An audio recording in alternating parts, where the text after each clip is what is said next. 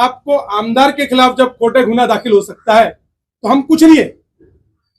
जब इस मिनिस्टर, देश के नेता, महाराष्ट्र के लोकप्रिय नेता जितेंद्र आव्हाड सबके ऊपर इंक्वायरी किए बिना 15 मिनट में एफआईआर दाखिल हो सकती है, और एफआईआर के ऊपर एफआईआर के ऊपर एफआईआर। मानहानि तो होगी। तो आपने हमारे पक्ष सुप्रियाताई आव्हाड साहब, मेरा साहब, विरोधी पक्ष नेता शानू पठान, उसके घरे ड्रग्स सापड़ला, ऐसे कई करके बातमी दिखाए।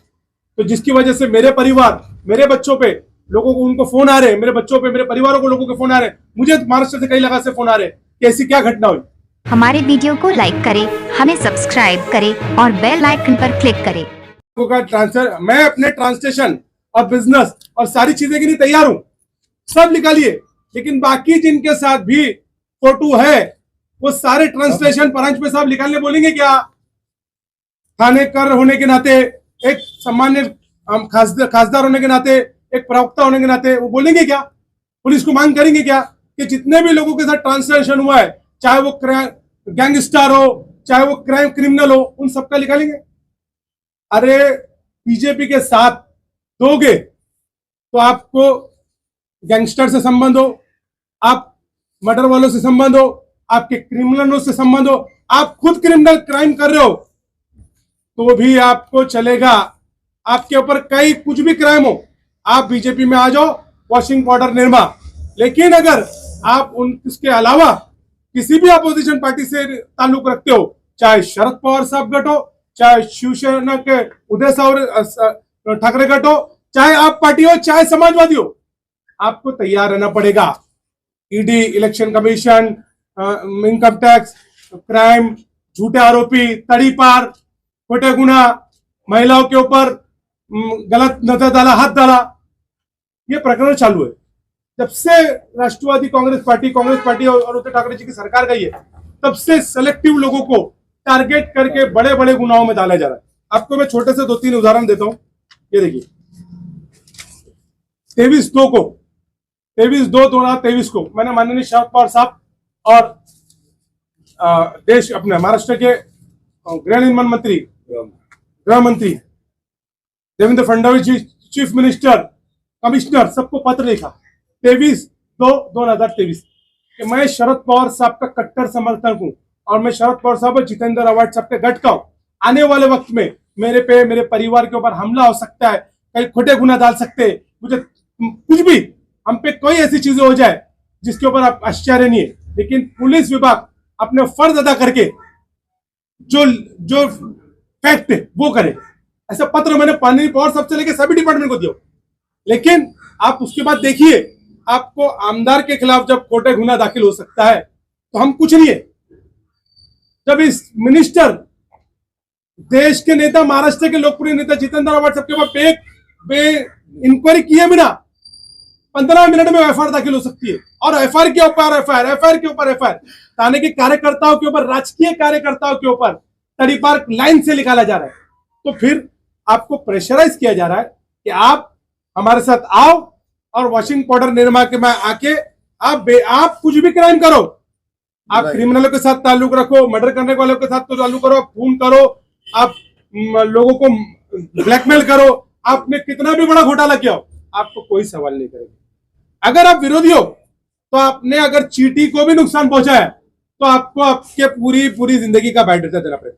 देखिए, राजकारण में इल्जाम लगाया जाता है, हम उसके लिए तैयार है। आने वाले वक्त के अंदर हो सकता है हम में से कई लोगों के ऊपर खोटे गुना हो, हम में से कई लोगों पे तड़ीपार किया जाए, उसके लिए तैयारी है। लेकिन हम शरद पवार साहब को नहीं छोड़ेंगे।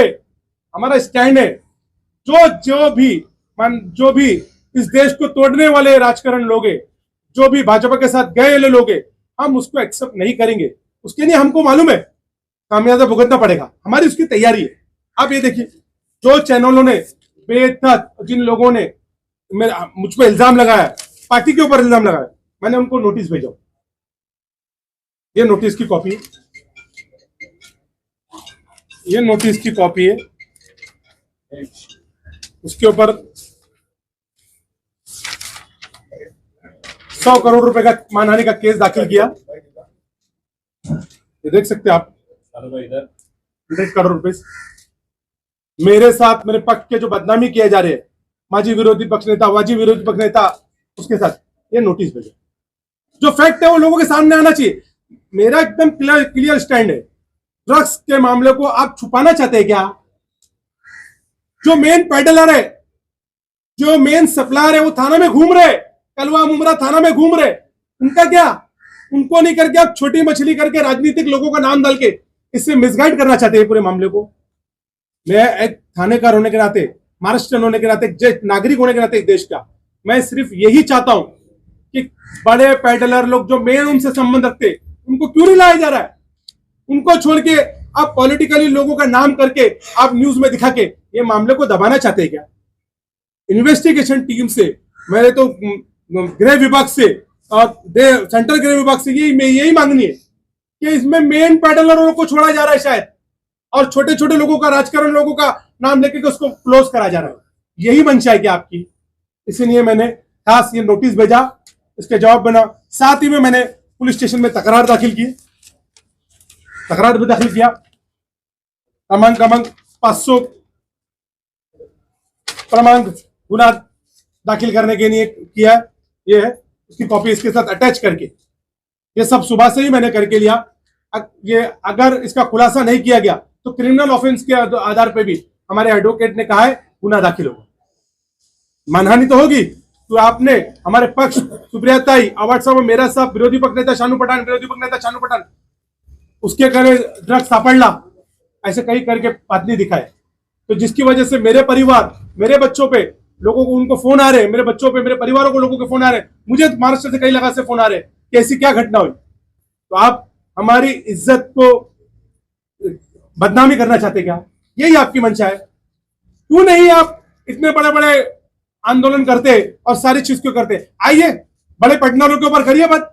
आप ये देख रहे हैं कि थाने में कितने रेट परसेंट गुना बढ़ गया है, क्राइम कितना बढ़ रहा है, ड्रग्स माफिया खुलेआम घूम रहे हैं। क्योंकि जो सत्ताधारी के पक्ष के लोग हैं, उनके ऊपर ही आप आशीर्वाद दो और उनको हमारे पार्टी में ले लो, तो आपके ऊपर गुना दाखिल नहीं होगा। क्रिमिनल होके हौसला बुलंद हो रहा है।